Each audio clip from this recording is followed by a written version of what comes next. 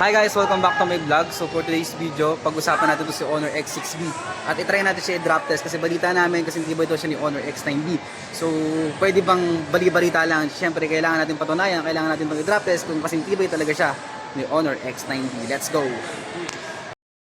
So ayun na nga guys, kita ba? Ito si Honor X6B.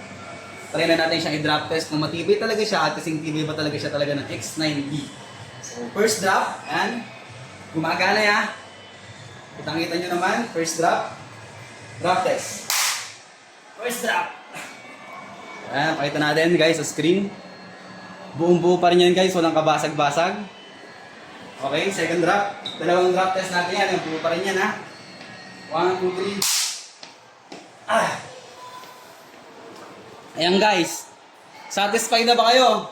Sobrang tibay talaga ng mga Honor smartphone. Sobrang tibay talaga ng Honor X6B.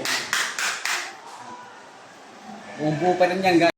So ayun na nga guys, nakita na natin kung gaano katibay si Honor X6B at napatunayan natin na si Honor X6B ay kasing tibay talaga ng Honor X9B. So ano pang hinihintay nyo guys, sa lahat ng gusto mag-avail ng Honor smartphone or ng Honor X6B is punta lang po kayo dito sa may Tech 101. Dito lang po yan sa 3rd floor dito po sa Robinsons, Gapan. So